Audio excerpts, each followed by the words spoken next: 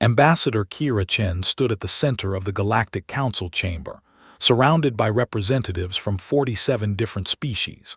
The room was massive, built to hold beings of all sizes, from the tiny insect-like vril to the enormous whale-sized Dorathi who floated in special gravity tanks. Today was humanity's evaluation day, and everything depended on what happened in the next few hours. The Council had been watching Earth for nearly a century. They had seen humans build rockets and reach their moon. They had watched as humanity spread across their solar system, establishing bases on Mars and mining operations in the asteroid belt. Now, humans wanted full membership in the Galactic Federation, with all the rights and responsibilities that came with it. High Counselor Zethrak, a tall being with gray skin and 4 eyes arranged in a diamond pattern on his face, raised one of his long arms for silence. The chamber fell quiet immediately. "Ambassador Chen," he said, his voice carrying through the translation devices that everyone wore. "Your species has shown remarkable technical progress. You have developed faster-than-light travel in record time. Your ships are well built, your people are healthy, and your culture is vibrant. However, before we can accept humanity into the Federation, we must understand your history better." Kira nodded. She had prepared for this. Every species that joined the Federation had to present their history, showing how they had evolved and what kind of people they truly were. "The Federation values peace and cooperation above all else," Zethrak continued. "We have read your basic historical records, but we find them confusing. Your planet seems to have experienced an unusual number of disasters, conflicts, and catastrophes. We would like you to explain how your species managed to survive when so many things seem to have worked against you." A murmur went through the chamber. Several delegates leaned forward, clearly interested. The Vrel ambassador, a small creature that looked like a praying mantis made of crystal, clicked its mandibles in what Kira knew was curiosity. "Of course, High Counselor," Kira said. She touched the control panel on her wrist, and a holographic display appeared above her head, showing the blue and green sphere of Earth. "To understand humanity, you must first understand what we have survived. We did not become who we are despite our hardships. We became who we are because of them." She began with the beginning. The hologram shifted to show Earth as it was millions of years ago, a wild and dangerous place. She showed them the ice ages, when massive sheets of frozen water covered much of the planet's surface. She explained how early humans had no fur, no claws, no armor, and no venom to protect them. "Wait," interrupted Ambassador Trellick, a reptilian being from a warm jungle world. "You are saying your ancestors survived ice covering your planet while being essentially naked and weaponless?" "Yes," Kira replied simply. "How?" "We made tools, we made fire, we made clothing from the skins of animals we hunted, and most importantly, we worked together." She showed them images of early human tribes huddled around fires in caves, sharing food and warmth. "When the world turned cold, we adapted. When predators hunted us, we learned to hunt them instead. When food became scarce, we learned to store it, to plant it, to create it ourselves." The delegates exchanged glances. The Dorathi ambassador, speaking through a device that converted underwater sounds to air speech, asked, "How many ice ages did your species survive?" "At least 5 major ones," Kira answered. "The last one ended only about 12,000 years ago." There was silence in the chamber. Most species in the Federation had evolved on stable worlds with predictable climates. The idea of a planet that regularly tried to freeze its inhabitants to death was deeply disturbing to them. Kira continued her presentation. She showed them the rise of human civilization, the first cities built along rivers, the development of writing and mathematics. But she did not hide the darker parts of their history. She showed them wars, conflicts between tribes that grew into conflicts between nations. She showed them diseases that swept across continents, killing millions. "In the 14th century of our calendar," she said, A disease called the Black Death killed between 30 and 60% of Europe's population. Entire villages were wiped out. Cities lost half their people in a matter of months. Ambassador Vethira, a being that looked like a floating jellyfish filled with soft light, pulsed with distress. Your species lost more than half its population to a single disease. How did you not go extinct? Because we kept going, Kira said. The survivors buried their dead and rebuilt their communities. They developed new farming methods because there were not enough workers. They changed their social structures. They adapted as we always do. She moved forward through history, showing them volcanic eruptions that blocked out the sun, earthquakes that leveled cities, floods that drowned entire regions. She showed them the colonization of new lands, the mixing of cultures, and the constant struggle for resources and power. The delegates grew increasingly quiet as the presentation continued. When Kira reached the 20th century, she paused. This next period is perhaps the most important for understanding humanity, she said. In the span of less than 50 years, we fought 2 global wars that killed over 100 million people combined. We developed weapons capable of destroying our entire civilization. And yet, we also landed on our moon, decoded our own genetic structure, and connected our entire planet through instant communication. High Counselor Zethrak held up a hand. Ambassador Chen, I must stop you here. You are telling us that your species created weapons capable of ending all life on your planet, and then you did not use them. That is correct. Why not? Our records show that several of your nations possessed these weapons and were in direct conflict with each other. The logical outcome of such a situation is mutual destruction. Kira smiled. It was a question she had expected. Because we chose not to. We came close several times. There were moments when everything hung in the balance. But in the end, we decided that survival was more important than victory. We learned, slowly and painfully, that there are some fights that no one can win. The Vrel ambassador clicked rapidly. This makes no sense. You are describing a species that is constantly at war with itself and its environment, that creates the means of its own destruction, and yet somehow continues to exist. By all logical calculations, you should have gone extinct many times over. And yet here I am, Kira said, standing before you, representing 8 billion humans who are eager to join your federation and share what we have learned. She could see the confusion on the faces of the delegates, those who had faces. Even the species that communicated through colors or sounds or chemical signals seemed uncertain. This was not what they had expected. High Counselor Zethrak leaned back in his chair. We will take a brief recess to discuss what we have heard. Ambassador Chen, please remain available. We have many more questions. As the delegates began to converse among themselves, Kira remained calm. This was only the beginning. She had not yet told them about the real tests humanity had faced. She had not told them about the famines, the plagues of the modern era, the climate crisis, or the near-miss asteroid that had almost ended everything in 2087.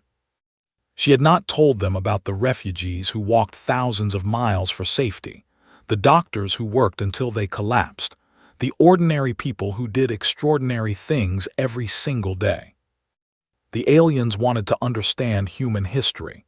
Kira intended to show them everything, and when she was done, they would understand that humanity was not a species that had been lucky enough to survive. Humanity was a species that refused to die. The recess lasted 2 hours. During that time, Kira was approached by several delegates who wanted to ask questions privately. The Dorathi ambassador, whose name was difficult to pronounce in air, wanted to know more about human ocean exploration. The Trellic reptilians were fascinated by human adaptation to cold climates. Everyone, it seemed, had something they could not quite believe. When the council reconvened, High Counselor Zethrak's expression was more serious than before. Ambassador Chen, he said, we have discussed your preliminary presentation at length. Several members of this council have expressed concern about accepting a species with such a violent and chaotic history into our Federation. Others believe that your survival demonstrates qualities that could be valuable to us all. Before we make any decisions, we would like you to continue your presentation. Specifically, we would like to know about the great tests your species has faced in the last 200 of your years. Kira nodded. This was what she had been waiting for. Very well, she said. Let me tell you about the 20th century, the period we call the Age of Fire and Steel. She began with the First World War, showing them the trenches that stretched across entire continents, the new weapons that turned battlefields into slaughterhouses, the chemical gases that burned lungs and blinded eyes. She showed them young men charging into machine gun fire, dying by the thousands for a few meters of mud. This war killed approximately 20 million people, she said, both soldiers and civilians. When it ended, the survivors thought they had experienced the worst that humanity could do to itself. They called it the war to end all wars. Did it? Asked a delegate from a peaceful species called the Melori, who had never known war in their entire history. No, Kira said. 20 years later we did it again, bigger, worse. She showed them the Second World War, the bombing of cities, the camps where millions were murdered for their religion or their heritage, the atomic bombs that turned 2 Japanese cities into ash and shadow in an instant. The chamber was completely silent. Some delegates had turned away from the holographic displays. Others stared with expressions of horror. 70 to 85 million people died in this war, Kira said. About 3% of the entire world population at the time. Entire nations were destroyed and rebuilt. Borders were redrawn. And humanity emerged from it all with weapons capable of ending civilization itself. How? The question came from a young delegate, a newly appointed representative from a species called the Yindari. How did your people continue after such horror? How did they not simply give up? Kira paused. It was a question that deserved a careful answer. Because giving up was never really an option, she said. You see, humans have a quality that is difficult to explain. We call it hope or stubbornness or sometimes just spite.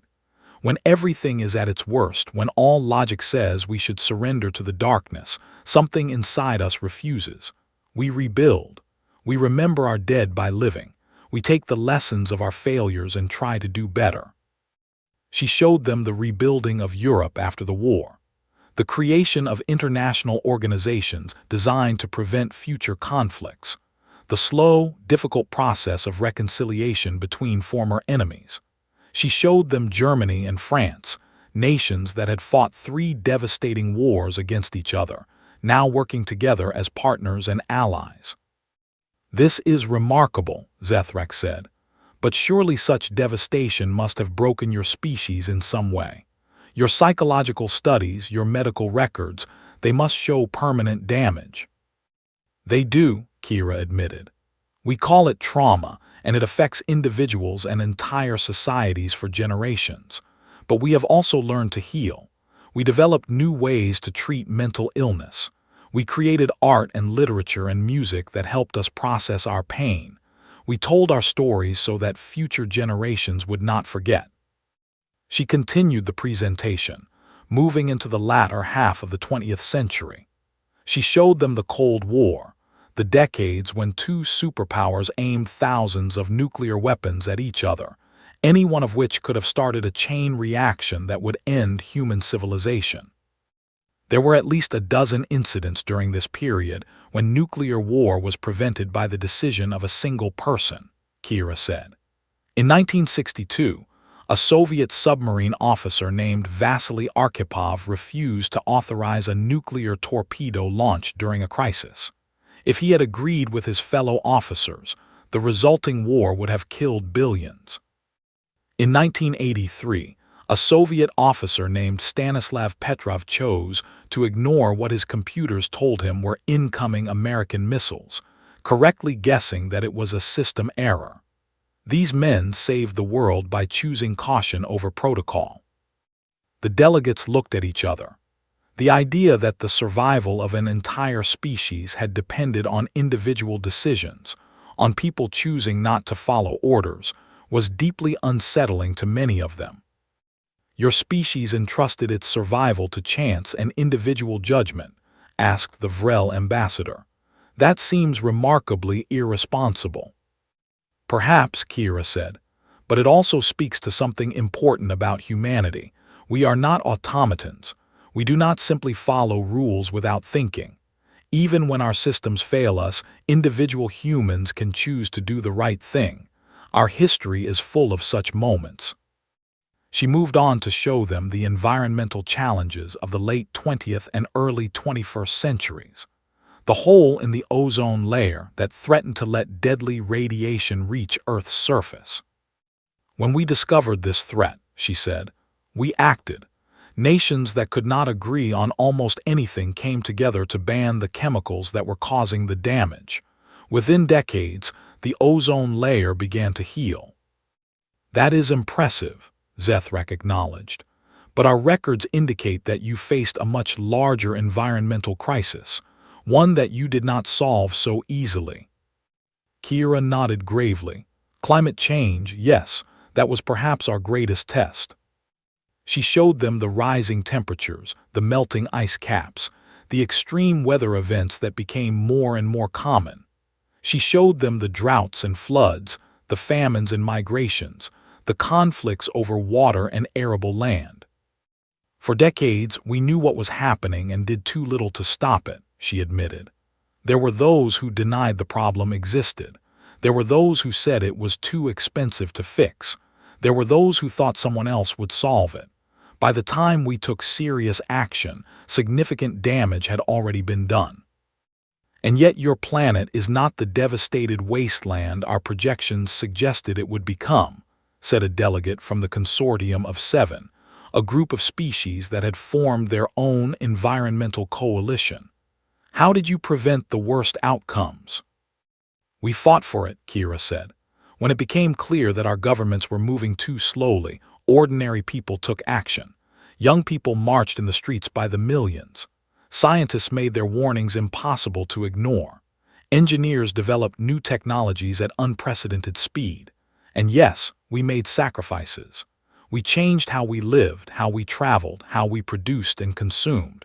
It was not enough to undo all the damage, but it was enough to save our world." She showed them images of solar panels covering deserts, wind turbines standing in endless rows, cities rebuilt to be green and sustainable. She showed them forests being replanted, species being saved from extinction, communities learning to live in harmony with their environment. "We lost things," she said quietly, "species we will never see again, lands that are now underwater, the world our grandparents knew, but we also gained things. We learned that we could work together on a global scale when we had to. We learned that our children could inspire us to be better. We learned that it was never too late to start trying." The chamber was silent for a long moment. Then High Counselor Zethrak spoke again. "Ambassador Chen, we have one more question before we break for deliberation. Throughout your presentation, you have shown us a species that faces constant catastrophe, that nearly destroys itself repeatedly, that seems to learn its lessons only through suffering. Why should we believe that you will not bring this chaos into our Federation? Why should we trust that humanity will be a force for good rather than destruction?" Kira had been waiting for this question. She took a deep breath and looked around the chamber, meeting as many eyes as she could. "Because we know what we are," she said. "We know our flaws. We know our capacity for violence and selfishness and destruction. We have looked into the darkest parts of ourselves and we have not looked away. And because we know these things, we have spent our entire history building systems to protect us from ourselves. Laws, ethics, institutions, cultures of responsibility and accountability. We are not asking you to trust that humans will always make the right choice. We are asking you to trust that we understand why making the right choice matters." She paused, letting her words sink in. "Every scar on our history has taught us something. Every war has made us more committed to peace. Every disaster has made us more resilient. We do not hide from our past. We carry it with us as a reminder and a warning. And we offer that experience to your Federation, not as something to fear, but as something to learn from. Zethrak looked at her for a long moment, his 4 eyes unreadable. Then he nodded slowly. We will take a longer recess to consider everything you have told us. When we reconvene, we will have our decision. As the delegates began to leave, Kira remained where she was. She had done everything she could. Now it was up to them to decide whether humanity's survival record was a reason to welcome them or to fear them. The deliberation lasted through the night cycle of the station. Kira tried to rest in the quarters assigned to her, but sleep came in fragments. She kept thinking about all the things she had shown the Council, all the horrors and triumphs of human history laid bare before alien eyes. She thought about her grandmother, who had survived the water wars of 2051 by walking 300 kilometers with nothing but the clothes on her back and a fierce determination to see her children reach safety. She thought about her father, who had spent his entire career as a doctor treating victims of the last great pandemic, never taking a day off until his body simply could not continue. She thought about all the ordinary people throughout human history who had faced impossible odds and somehow kept going. That was what the aliens did not understand yet. They saw the catastrophes, the wars, the near extinctions. They did not see the grandmother who carried her grandchild through a desert. They did not see the stranger who shared their last meal with someone they would never see again. They did not see the rescue workers who dug through rubble until their hands bled, or the teachers who kept schools open during sieges, or the artists who created beauty in the midst of despair. Human history was not just a record of survival. It was a record of how humans treated each other in their worst moments. And while there was plenty of darkness in that record, there was also light, so much light. When the council reconvened the next morning, Kira noticed that the atmosphere had changed. The delegates seemed less shocked and more curious. Several of them looked at her with something that might have been respect. High Counselor Zethrak called the session to order, and then surprised everyone by yielding the floor to the Vrel ambassador. The crystalline insect rose on its many legs and addressed the chamber. Before we proceed to a vote, I would like to ask Ambassador Chen some additional questions, if she is willing. Of course, Kira said. Throughout your presentation yesterday, you mentioned something called hope. This concept is not familiar to my species. We Vrel make decisions based on probability calculations. When the odds of success fall below a certain threshold, we conserve resources and wait for better conditions. We do not waste effort on unlikely outcomes, but humans seem to behave differently. Can you explain this? Kira thought carefully before answering. Hope is not about ignoring probability. It is about recognizing that probability is not destiny. Humans have achieved many things that should have been impossible by the numbers. We have survived situations where survival was unlikely. We have won battles we should have lost. We have built civilizations in places where logic said nothing could grow.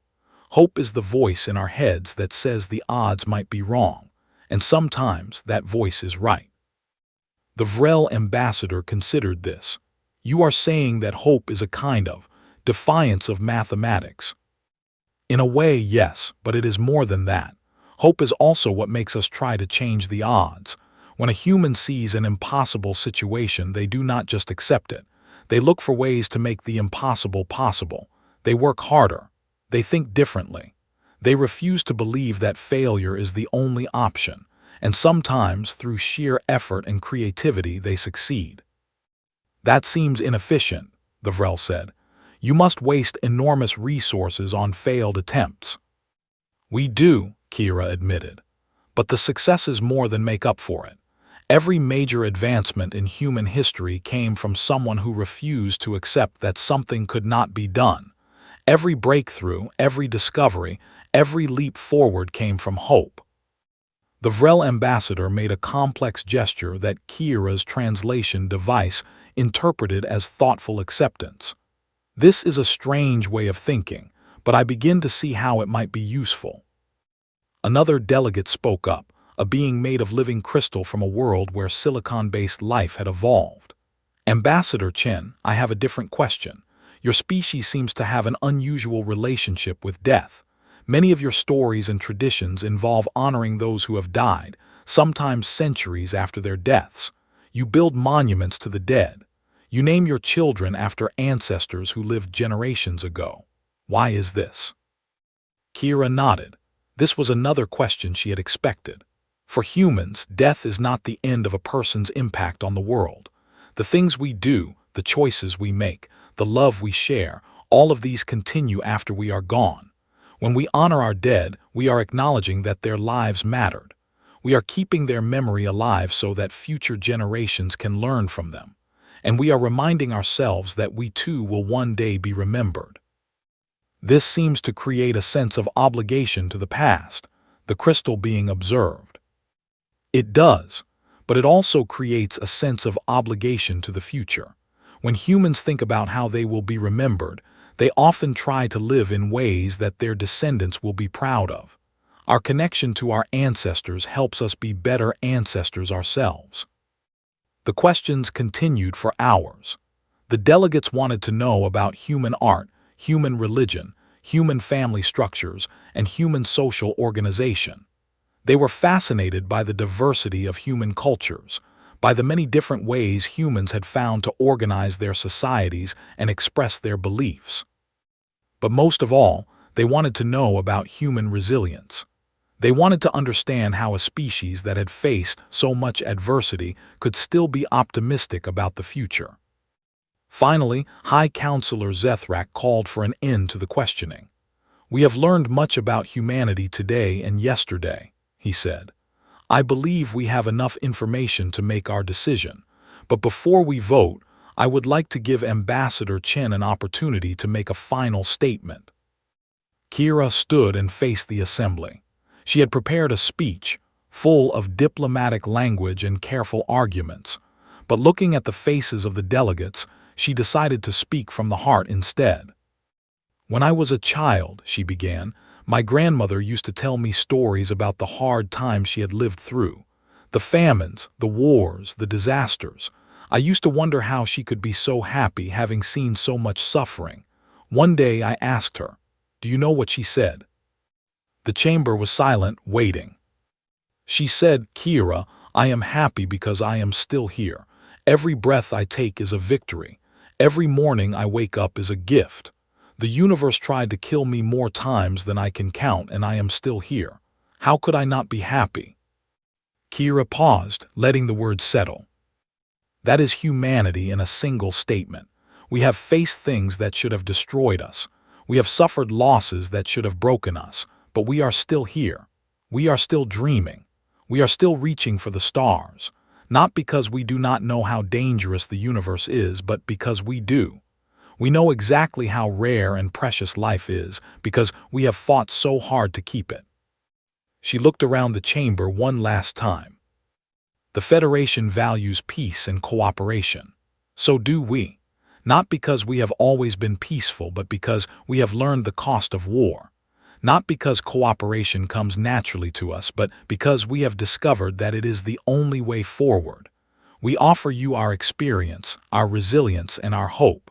We ask only for the chance to prove that we can be worthy partners." She sat down. The silence stretched for a long moment. Then High Counselor Zethrak spoke. "We will now vote." The voting process in the Galactic Council was complex. Each species had one vote, but the votes were weighted based on how long a species had been a member and how much they contributed to Federation operations. A simple majority was needed for acceptance, but a strong majority was considered a sign of confidence in the new member. As the votes were cast, Kira watched the tally board with a carefully neutral expression. The first few votes came in positive, then a few negative, then more positive. The numbers climbed slowly, and she found herself unconsciously holding her breath. Beside her, her aide, a young man named Thomas who had been silent throughout the proceedings, whispered, "It's going to be close." Kira nodded slightly. She had expected as much. Humanity's history was difficult to digest. Even she sometimes struggled to believe that her species had survived everything it had survived. The voting continued. The Dorathi voted yes. The Vrel voted yes, surprisingly, given their earlier skepticism. The Melori, the peaceful species who had never known war, voted no. Their representative explained quietly that they did not believe they could coexist with a species that had such capacity for violence. Other votes came in. The reptilian Trellic voted yes, fascinated by human adaptability. The silicon-based crystal beings voted yes, impressed by human art and culture. A collective species that operated as a hive mind voted no, disturbed by human individualism. When the final vote was cast, the tally board displayed the result. 31 votes in favor, 16 votes against. Humanity had been accepted into the Galactic Federation. The chamber erupted in a mix of reactions. Some delegates applauded. Others made their species equivalent of approval. A few sat in stony silence, clearly unhappy with the outcome. High Counselor Zethrak raised his hand for silence. When the room quieted, he turned to Kira. Ambassador Chen, on behalf of the Galactic Federation, I welcome humanity as our newest member. You have shown us a history that is troubling and inspiring in equal measure. You have demonstrated that your species possesses qualities that are rare in the galaxy: resilience, hope, and the ability to learn from mistakes. We look forward to seeing what humanity will contribute to our shared future. Kira stood and bowed formally. Thank you, High Counselor. Humanity is honored to join this federation. We will do our best to be worthy of your trust. The formal ceremony that followed was brief by Federation standards, involving only 2 hours of speeches and rituals. When it was finally over, Kira found herself surrounded by delegates who wanted to talk more. The Vrel ambassador approached her first. I must admit, Ambassador, I did not expect to vote in your favor, but your explanation of hope intrigued me. I would like to study this concept further. Perhaps there are things the Vrel can learn from your species. I would be happy to arrange cultural exchanges, Kira said. We have much to learn from each other. The Dorathi ambassador drifted over, its massive form casting a shadow over the group. Through its translator, it said, Your ocean exploration records are fascinating. My people would like to compare notes. Perhaps a joint expedition to study deep-sea life on both our worlds. That sounds wonderful, Kira agreed. Similar conversations happened throughout the rest of the day. By the time Kira finally made it back to her quarters, she was exhausted but elated. They had done it. After centuries of looking up at the stars and wondering if anyone was out there, humanity had finally taken its place among the galactic community. Thomas was waiting for her with a bottle of champagne that he had somehow managed to bring from Earth. I think this calls for a celebration, he said, popping the cork. Kira accepted a glass and sank into a chair.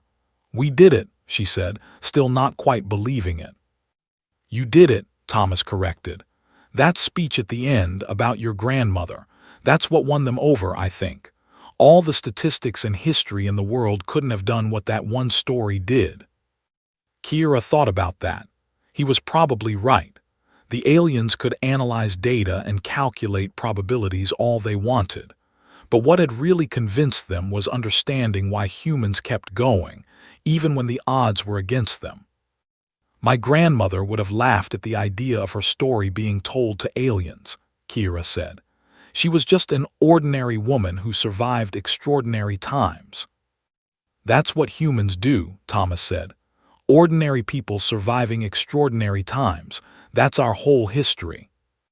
They drank their champagne in comfortable silence. Outside the viewport, the stars stretched out in all directions, countless points of light representing countless worlds and possibilities. Humanity was no longer alone in the universe. They had found their place among the stars. And they had earned it the only way humans knew how, by surviving. In the months that followed, humanity's integration into the Galactic Federation proceeded smoothly. There were challenges, of course. Some Federation species remained skeptical of humans. Others found human customs strange or confusing. But overall, the transition was more successful than anyone had expected. The first major joint project between humanity and the Federation was a disaster relief initiative. When a massive earthquake struck a planet in the Outer Rim, human emergency response teams were among the first to arrive. The Federation species watched in amazement as humans worked around the clock, pulling survivors from rubble, setting up field hospitals, and organizing supply chains with practiced efficiency. "How do you do this?" asked a Federation observer, a being from a species that had never experienced natural disasters on their stable homeworld. "How do you know exactly what to do?" The human team leader, a woman named Dr. Sarah Rodriguez, shrugged. "Practice," she said simply. "Humans have been doing this for each other for thousands of years. We've gotten pretty good at it." The observer watched as human volunteers worked alongside local species, communicating through translators, adapting to unfamiliar environments, never stopping despite exhaustion and danger. "This is what your ambassador Chen meant," the observer said quietly. "This is hope in action." Dr. Rodriguez looked up from the patient she was treating. "I guess it is. We can't save everyone, we know that, but we try anyway, because giving up means more people die, and that's not acceptable." Similar scenes played out across the Federation over the following years. Wherever there was crisis, humans seemed to know what to do. Wherever there was suffering, humans showed up to help, not because they had been asked, but because helping was simply what they did. The Federation began to study human disaster response protocols, human medical practices, human crisis management techniques. They found that much of what humans had learned came from painful experience, from centuries of dealing with catastrophes both natural and human-made. "You have turned your survival into a science," observed a Federation researcher who had spent a year studying human history. "Every disaster you have faced has taught you something. Every failure has been analyzed and used to prevent future failures. It is a remarkable approach." "It's the only approach that makes sense," replied the human historian she was working with. "If we don't learn from our mistakes, we keep making them. And we've made enough mistakes to have a lot to learn from." The research collaboration led to a new initiative, the Federation Survival Archive. Humans contributed their extensive records of disasters, recoveries, and lessons learned. Other species contributed their own experiences. The archive became a resource for the entire Federation, a collection of wisdom paid for in suffering. Meanwhile, Ambassador Kira Chen had become something of a celebrity among Federation species. Her presentation to the Council had been recorded and distributed widely. Many beings watched it multiple times, trying to understand the strange species that had joined them. She received invitations to speak at universities, cultural centers, and political gatherings across the Federation.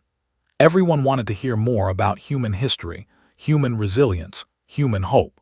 She told them stories her grandmother had told her. She shared the experiences of ordinary humans throughout history.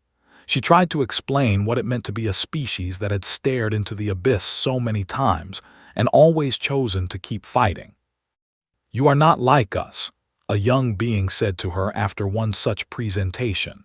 It was from a species that lived for thousands of years and rarely faced any threats on their peaceful homeworld. "We have never known the kind of struggle you describe. I am not sure if I should pity you or envy you." Kira considered the question carefully. "Neither," she finally said. "Our experiences have made us who we are. Without our struggles, we would not be humans. We would be something else, perhaps something less. The suffering we have endured has taught us compassion. The challenges we have faced have taught us strength. The failures we have experienced have taught us humility. I would not wish our history on any species, but I would not trade it either." The young being thought about this for a long time. "Then perhaps I should simply learn from you," it said. My species has existed for far longer than yours, but we have not learned what you have learned. We do not know how to face adversity because we have never had to. What happens to us if adversity ever comes?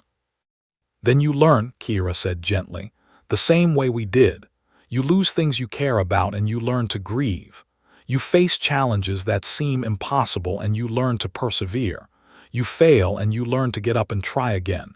It is painful, it is terrible, but you survive, and you become stronger. Is that a promise? Kira smiled. It's not a promise, it's a choice. The universe does not care if you survive. It will throw everything it has at you without mercy or reason. Survival is not something that happens to you. It is something you choose. Every day, every moment, you choose to keep going.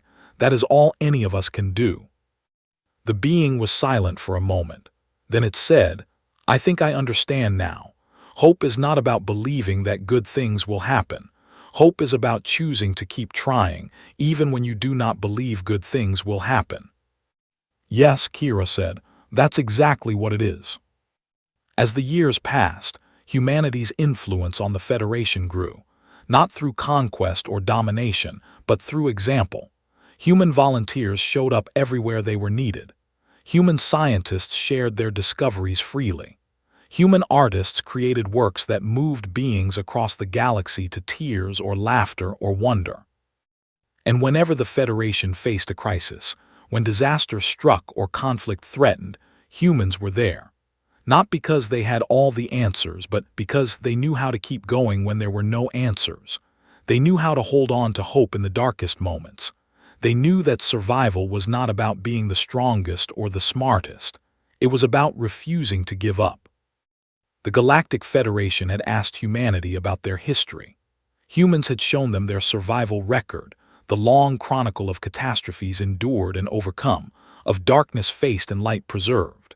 And the Federation had learned something important. Sometimes the most valuable member of any community is not the one who has never known hardship. Sometimes it is the one who has known hardship and survived, the one who can look into the void and say, I am still here. And I will not stop trying. That was humanity's gift to the stars.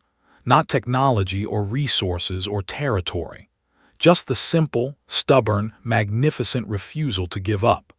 The endless, indomitable, utterly human insistence that tomorrow could be better than today and that it was worth fighting for. Kira Chen, now elderly but still serving as humanity's voice in the Federation, gave one final speech before retiring. She told them about her grandmother one last time, about the woman who had survived the water wars and died at the age of 97, surrounded by family, with a smile on her face. She told me something before she died, Kira said. She told me that the secret to life was very simple. You get knocked down, you get back up. You lose everything, you start again. You face the darkness, you look for the light. And no matter what happens, you never ever stop hopping. Because hope is the one thing no one can take from you. Not the universe, not death, not anything. Hope is yours as long as you choose to keep it. She looked out at the assembly, at the representatives of hundreds of species, at the vast and wonderful diversity of life in the galaxy. That is humanity, she said. That is what we offer you, not perfection, not answers, just the stubborn, impossible, beautiful belief that things can get better, that life is worth living, that the next generation will do better than we did. That is our survival record. That is our history. And as long as there are humans in this universe, that is who we will be. The chamber rose in a standing ovation that lasted for 20 minutes. And somewhere, in a galaxy full of wonders, the spirit of a grandmother who had walked through deserts smiled. Humanity had found its place among the stars, and it had done so the only way it knew how, by surviving.